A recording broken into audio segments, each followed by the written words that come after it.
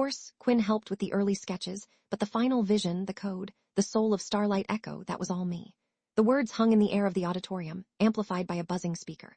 On the massive screen behind Xavier, a projection of our shared work glowed, illuminating the smug satisfaction on his face. He was a silhouette in a spotlight, and the entire world was his audience. I felt 1,000 eyes turn to me in the third row, a mix of pity and curiosity. My heart rate didn't even flicker. I just met his gaze from across the room. That's an interesting way to remember it. I first met Xavier at a university hackathon, a windowless room smelling of stale pizza and desperation. He was the charismatic pitchman with a portfolio of gorgeous, non-functional designs. I was the quiet coder who could actually build things. We were a perfect, symbiotic match. I remember one night, fueled by cheap ramen and ambition, sketching the initial framework for Starlight Echo on a stained napkin at 3 a.m. The energy was electric. It felt like we were creating a universe. That was the good memory. The first red flag came a month later, when he presented a small class project we'd built together. He kept saying I figured he was just nervous. Our collaboration on Starlight Echo, an interactive digital art experience, was the golden period. For 2 years, we practically lived at the Kiln, a sterile co-working space downtown with polished concrete floors and overpriced La Column coffee. The spring of 22 was a blur of Procreate sketches and late-night coding sessions in Unity. I built the architecture, the physics engine, the complex particle systems that made the digital stars pulse with life. Xavier's role was creative direction and networking. He took long lunches with industry contacts, curated the project's Instagram feed, and offered vague feedback like, make it feel more immersive. Slowly, the balance shifted. I was paying for the server space on my credit card. I was pulling the all-nighters to fix bugs before a demo. He was the one taking the meetings, building a public narrative with himself at the center. He'd rationalize it smoothly. You're the genius in the cave, Quinn, he'd say. I'm the guy who sells the magic. We're a team. And I believed him. I wanted to believe him. The cracks escalated. He'd forget to CC me on important emails. Lost the receipt for a grant application I'd spent a week writing. Each time, I'd rationalize it, telling myself that creative partnerships are messy. The illusion shattered on a Tuesday. An automated email from Stripe landed in my inbox, a payment confirmation for a $50,000 advance. The recipient was Xavier Valenti, LLC. The subject line was Starlight Echo Phase 1 payment. I stared at it for a full minute, the hum of my laptop fan suddenly roaring in the silence. He had incorporated the project without me. He had taken funding without telling me. This wasn't messiness, it was theft. That night the investigation began. For 3 weeks I was a ghost. I used my server access to pull every log file. I went through years of Dropbox version history and our shared GitHub repository. I screen recorded my own development sessions, narrating my work process as if for a tutorial. The betrayal wasn't just financial, it was a systematic erasure. He had been slowly removing my name from old design documents, relabeling my asset folders, and preparing to launch the entire project as his own. He was building a new history, one where I was, at best, a footnote. The breaking point was the Future Canvas Digital Arts Festival. It was supposed to be our triumphant debut. Instead, it was his coronation. I watched from the audience as he stood on that stage, in front of our former mentor, Professor Tate, and a scout from Oculus, and took sole credit for 2 years of my life. After his presentation, flush with applause, he found me by the catering table. His cruelty was casual, almost bored. Look, don't make this awkward, he said, his voice low. You're a great technician, but this needed a visionary. I took your rough ideas and made them into art. You should be grateful for the exposure. You were never going to get it to this level on your own. My world went silent. In that moment, watching him adjust the cuff of his ridiculously expensive jacket, the entire plan clicked into place inside my mind, fully formed and ice cold. He had made one mistake. In the process video he'd shown on stage, a montage of him pointing at screens, there was a single 3-second shot where the monitor's reflection was perfectly clear. In it, you could see the hand on the mouse, the hand actually doing the work. It's my hand, clearly identifiable by the distinctive green-banded watch I wore every single day. He was too arrogant to even check his own propaganda. The next morning, I called Veronica Moss, an intellectual property attorney whose name was whispered with reverence in tech circles. Her retainer was $15,000, nearly half my savings. I paid it without hesitation.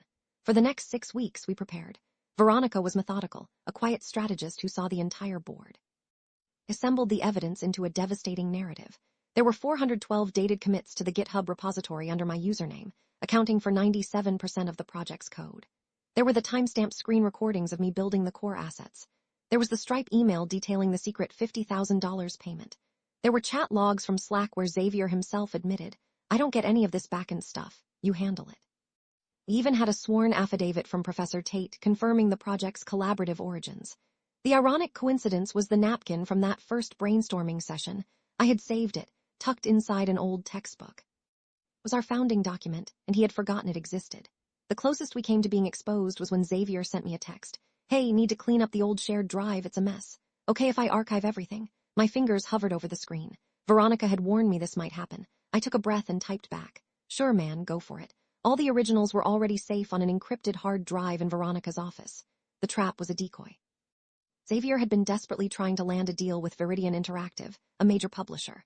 Through a contact, Veronica arranged a meeting for him in their downtown high-rise. He thought it was the culmination of his dreams. He walked into that glass-walled conference room like a king. The room overlooked the entire city, a view designed to intimidate. Xavier was basking in it, already picturing his name in lights. He smiled when he saw me sitting next to Veronica, assuming I was there to be a supportive, silent partner. Veronica began, her voice calm and even. Before we discuss the future of Starlight Echo, we need to clarify its ownership. Xavier laughed, a loud, confident sound. It's my LLC, all clean. He gestured to his briefcase. I have the paperwork right here. Veronica didn't even glance at it. She slid a single, thin folder across the polished mahogany table. This was the first wave. Laid out the financial evidence, the secret LLC, the diverted $50,000 payment. Xavier's bravado faltered. His smile tightened. That was just a business formality, he stammered, a way to streamline the funding. The Viridian executives at the table were silent, their expressions unreadable. Then came the second wave. The killer proof. Veronica nodded to me. I plugged my laptop into the room's massive display. I didn't play my recordings, I played his. I played the process video from the Future Canvas Festival. I let it run until the moment of the reflection, then paused. Your video is very helpful, Mr. Valenti, Veronica said. It clearly shows Quinn's wrist, and by extension their hand, doing the work you claim is yours. The image was undeniable. The green-banded watch gleamed. Then I pulled up the GitHub repository history. A river of data flooded the screen, a relentless, scrolling testament with my name next to every vital component. His face went from pale to ashen. Swagger, the charisma, the entire carefully constructed persona collapsed in on itself, leaving a hollowed-out man staring at his own execution. He turned to me, his eyes wide with a desperate, silent plea. The soul of the project, Xavier? It's in the code. The fallout was immediate and catastrophic. The Viridian deal evaporated before we even left the building. Within 24 hours, the story was all over the industry forums. Social media went from a curated shrine of success to a graveyard of angry comments before he finally set it to private. He had no choice but to settle. The judgment was brutal.